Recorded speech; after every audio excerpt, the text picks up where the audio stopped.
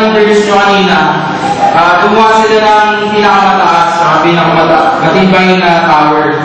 Parang nag-focus sa pinakamataas.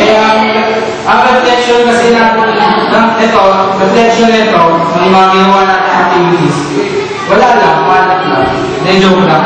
Ang reflection yan, bilang kabataan, diba, kailangan tayo, masanay tayo ng pag-leader, na ang kailangan ng isang matibay na simbahan is, matibay na leader.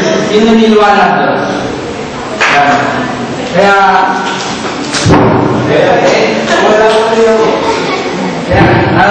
bali, yung manalo ito, palakpan naman